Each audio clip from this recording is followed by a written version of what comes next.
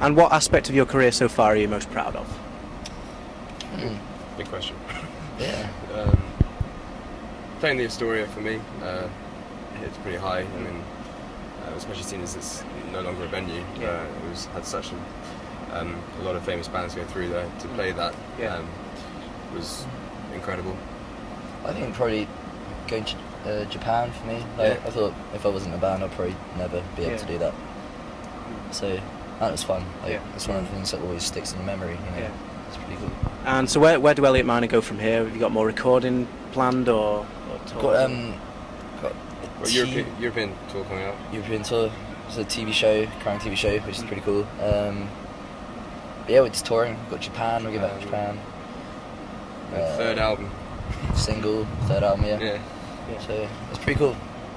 And a lot of people would say that your band are their guilty pleasure, you know. And what kind of band do you see yourselves as? And I don't want to say guilty pleasure. No. I mean, we're commercial. You know, I think it's just the music we kind of love, and all the bands we've listened to, like you know, Teddy and Dan are really into their kind of heavy music.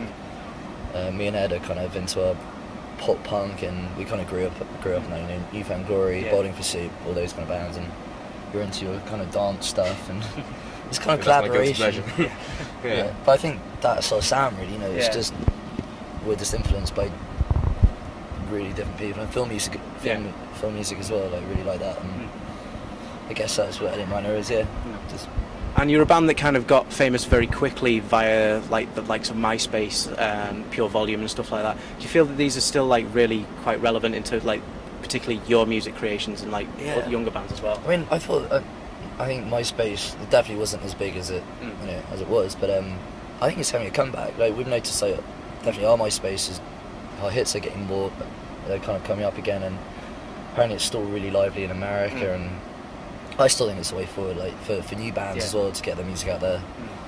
It just seems like the best thing on the internet, really. It's always changing, and maybe MySpace will have a resurgence, but in terms of internet sites, there's so many that you know, it's one of the best ways for new bands to get out there. So when we were first going, MySpace was literally the only one, and so and it's literally online is so important. Yeah, like our drummer was there every day, spending hours, and I mean, I don't think there's really any easy way to do it. You just got to plug away and just keep on replying to, you know, fans, and it's the only way to do it, really, isn't it? Like, and we're doing it now again, like really trying to talk to everyone, because I think it's the only way to kind of grow, like the proper way to grow. You do have a big fan base. Obviously, there's people outside already waiting for you, and it's 4:00.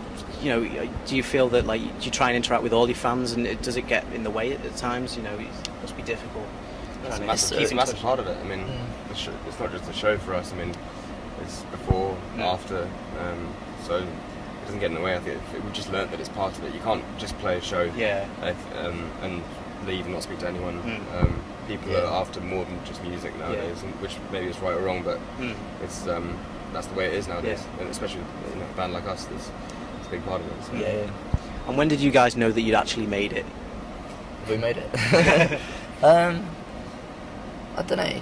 Probably. You do have certain moments, like we said earlier, Japan. You know, Astoria. You have certain moments where you go. I think festivals. It's the kind of it's the stuff that you wouldn't be able to do if you weren't in a band. I think, and like going to Japan, and I guess just stuff like that. Like festivals, like Download, and like, you know, a couple of years ago, we just went like, what the hell, you know? Did you get a good reception at Download? Because it's quite one of the niche ones to play, isn't it? No, we did. I mean, there were a couple of guys throwing rocks and puke and stuff, but they gloss over that. It was either puke or Muller Rice.